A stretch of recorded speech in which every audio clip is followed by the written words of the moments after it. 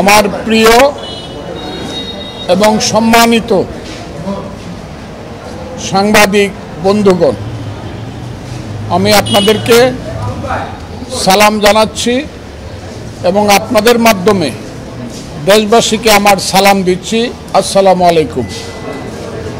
প্রিয় সাংবাদিক বন্ধুগণ, আপনারা আমাকে চেনেন।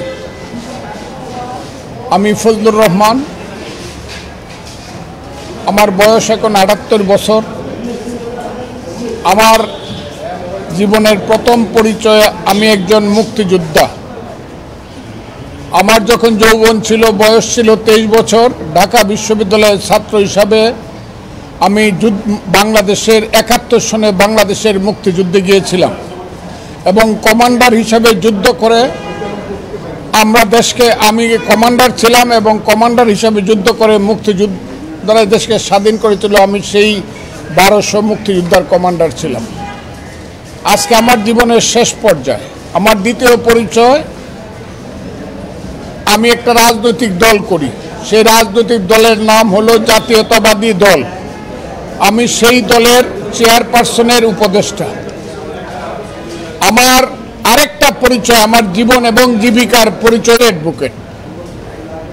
আমি সুপ্রিম কোর্ট এবং সমস্ত কোর্ট মিলে ৪৯ বছর যাবত আমি ওকালতি করি, বাংলাদেশের সিনিয়র অ্যাডভোকেট। আমার রাজনৈতিক জীবনের অনেকগুলো আরো দিক আছে, সেইগুলো নাইবা বললাম। কিছুদিন যাবত আপনারা লক্ষ্য করছেন, গতকাল থেকে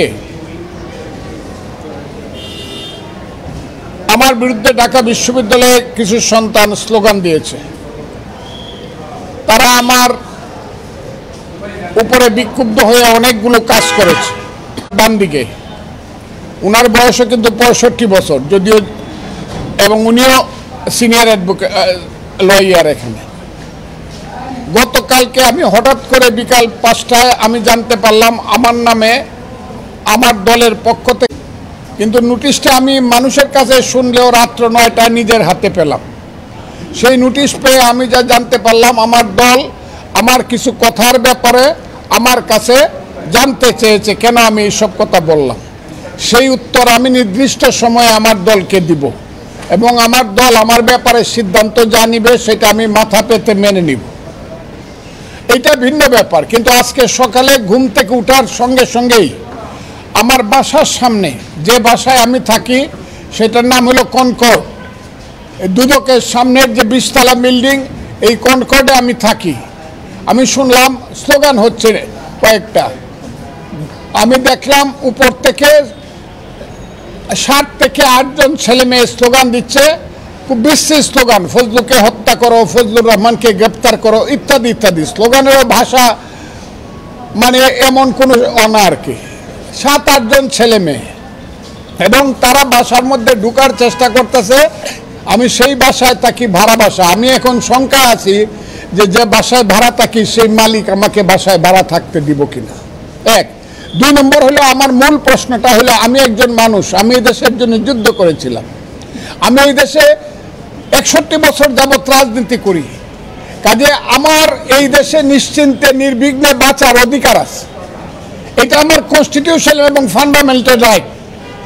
এই রাইট, এই অধিকারের উপরে আজকে আমি দেখছি বাধা পড়ছে, আমাকে হত্যা করতে চায়। এবং বিদেশ থেকে কিছু ইউটিউবার, বিশেষ করে ফ্রান্স থেকে কয়েকদিন আগে 2 জন ইউটিউবার অর্ডার দিয়েছে আমাকে হত্যা করার জন্য। এবং কালকে রাত্রে বা পরশু রাত্রে দেখলাম এরা সবাই জামাতের লোক, তারা বলেছে ফজলুর রহমানকে গলা কেটে হত্যা করতে হবে, ইত্যাদি ইত্যাদি। সেইগুলো তারা দূর থেকে বলছে, কিন্তু ছেলেরা একদম আমার বাসা পর্যন্ত যেভাবে স্লোগান দিচ্ছে, এতে করে আমি আশঙ্কা প্রকাশ করছি। শুধু আমার জীবনে আমি মৃত্যু ভয় পাই না, কিন্তু আমি মনে করি অপমৃত্যু তো আমার প্রাপ্য নয়। দেশটার জন্য আমি যুদ্ধ করেছি, কাজে আমার দেশে বাঁচার অধিকার আছে। আপনাদের মাধ্যমে আমি সারা বাংলাদেশের 18 কোটি মানুষের কাছে জিজ্ঞাসা করতে চাই, হে বাংলাদেশের মানুষ, আমি তো আজ থেকে 54 বছর আগে আপনাদের জন্য যুদ্ধ করেছিলাম। আজকে যে সন্তানেরা আমার বিরুদ্ধে স্লোগান দেও, তোমাদের জন্য একটা স্বাধীন দেশ সৃষ্টি করার জন্য আমি যুদ্ধ করেছিলাম। তোমাদের কাছ থেকে কি আমি অপমৃত্যুটা আমার কাম্য? যদি আমার কোনো কথা তোমরা মনে করে থাকো আমি দেশের বিরুদ্ধে কথা বলছি বা তোমাদের কর্মকাণ্ডের বিরুদ্ধে কথা বলছি, আমার বিরুদ্ধে মামলা করো, আমাকে গ্রেফতার করো, আমাকে শাস্তি দাও। কিন্তু আমাকে হত্যা করার জন্য আমার বাসা পর্যন্ত মব সৃষ্টি করে গিয়া, যেটা গত 1 বছর যাবৎ বাংলাদেশের সবচেয়ে, এই পৃথিবীতে এবং বাংলাদেশের সবচেয়ে একটা কুখ্যাত নাম মব, সেই মব জাস্টিস আমার উপরে কি চলতে পারে কিনা এবং চলবে কিনা আমি প্রথমে বাংলাদেশের মানুষের কাছে জিজ্ঞাসা করতে চাই। হে বাংলাদেশের মানুষ, আপনারা যদি মনে করেন একজন মুক্তিযোদ্ধা হিসেবে নির্বিঘ্নে আমার বেঁচে থাকার অধিকার আছে, তাহলে আপনারা আমার জন্য দোয়া করবেন এবং আপনারা আমার জন্য আমার পক্ষে প্রতিবাদ করবেন যে ফজলুর রহমানকে নির্বিঘ্নে বাঁচতে দাও।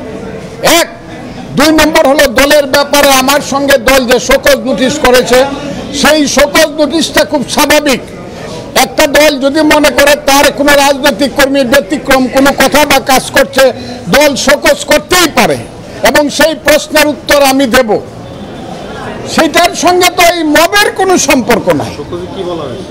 কাজে আমি আপনাদেরকে বলতেছি, সব কিছু মিলে আপনাদের মাধ্যমে আমি দেশের মানুষ, আমি আইন শৃঙ্খলা রক্ষাকারী বাহিনী, নিরাপত্তা বাহিনী, সবার কাছে আমি আহ্বান করতেছি, আপনারা আমার ফান্ডামেন্টাল রাইট, মৌলিক অধিকার এবং আমার সন্তানদের বেঁচে থাকার অধিকার, আমার স্ত্রীর বেঁচে থাকার অধিকার আপনারা দয়া করে নিশ্চিত করুন।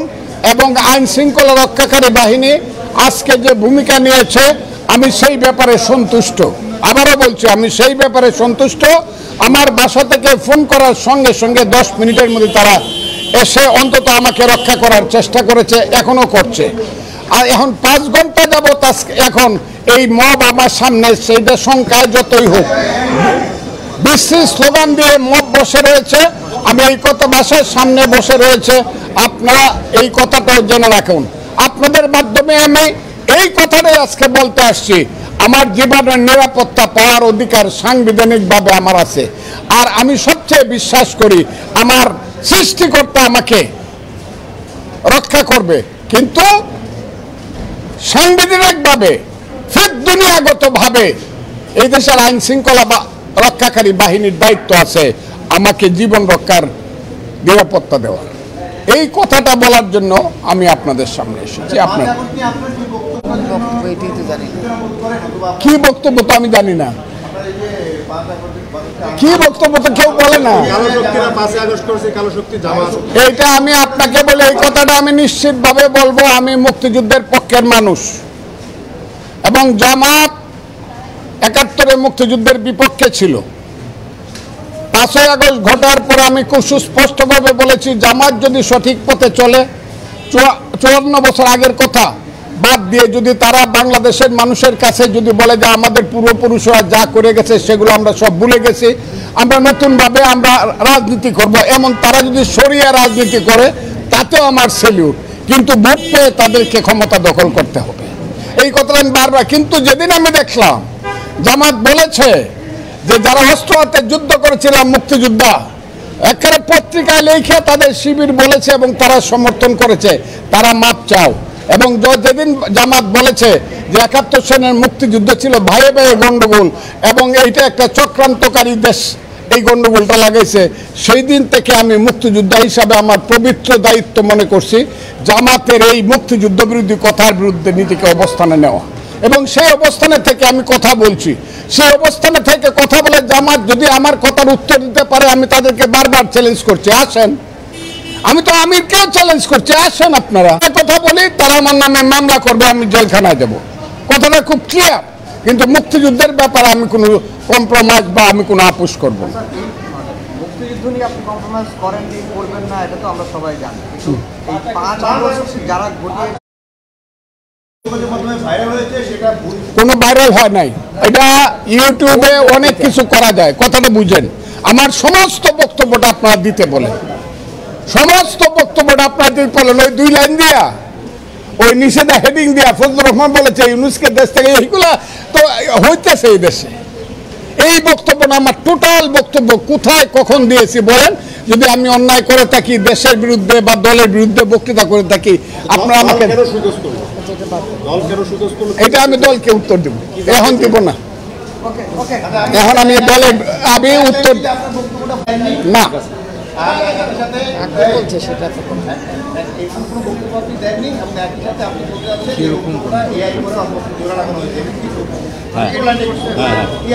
পুরো বক্তব্যটা শুনবেন না, পুরো বক্তব্যটা ইয়েস, আমার বক্তব্যটা সামনে আমাকে কেউ হয়ে তাকে আমাকে বুঝাইতে পারে, দেখেন আপনি ভুল কইছেন, তাহলে আমি সঙ্গে সঙ্গে হাত জোর করে মাপ দেব।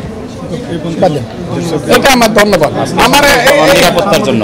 কিন্তু পুরা বক্তব্যটা বাজাইতে হবে, আমি কি কইছি পুরা, ওই একটা ইউটিউবের একটা লাইন বাজাওয়া হবে না। আজকে শুধু আমার মোবাইল আমি আপনাদের সবাইকে ধন্যবাদ জানাচ্ছি। আপনারা অতক্ষণ আমাকে অনেক সময় দিয়ে